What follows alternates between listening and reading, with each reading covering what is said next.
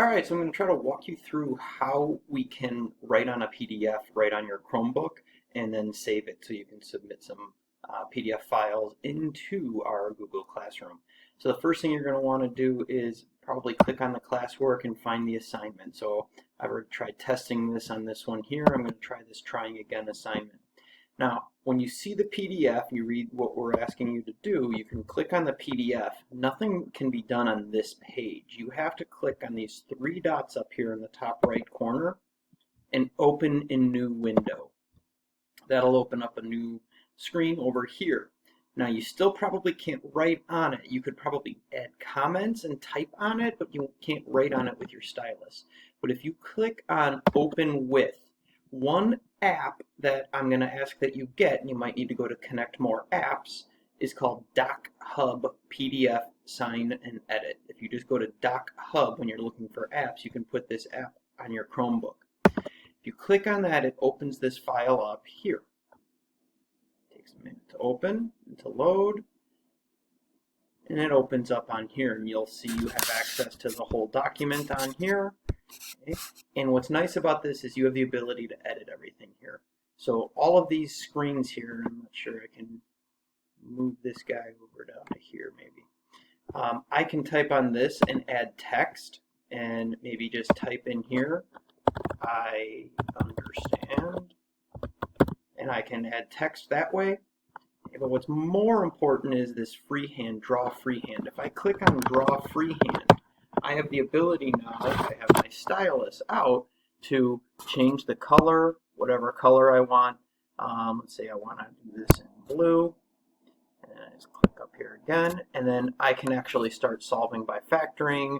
I can graph my quadratic. If I want to factor this, I can write directly on the screen. This is x minus 4 times x plus 2 equals 0, and so on. Okay. You can highlight on there, say I understand. You can then highlight whatever it is you want to highlight to show that you understand. If you want to undo something, use the arrow keys up here to undo. I'm going to undo that highlight, but I'm not going to undo this. If you want to just scroll up and down, use the arrow button, and then you can, using your stylus, scroll up and down on the screen. The nice thing is then when you're all done, if you go up to the top right, click this drop down and choose download. I'll move my face up here again. If we choose download and export, the easiest way, I haven't figured out the best way to do it with just submit to Classroom, so I've just been doing Google Drive. If I click on that, I'm going to download this to my G Drive. I want to create a new copy. Instead of update the existing, I'm going to create a new copy. This is what mine is named. You could change this name to call it something new, call it submitted, something along those lines. You could just leave it. You export it to your PDF.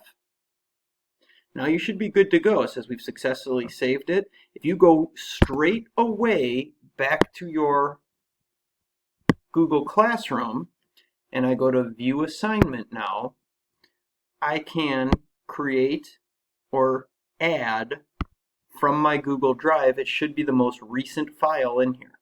And you can see, if I click on this and submit, add, it's got the original one plus the one that I've just created. And that's what I've just written on there, what I typed on there. I just double checked to make sure that's what it was, that's what I want to submit. Click Turn In, and 2 attachments are submitted. I'm good with that. And that's why it might be nice to rename it. And now I'm done. If you have questions, shoot me an email, let me know.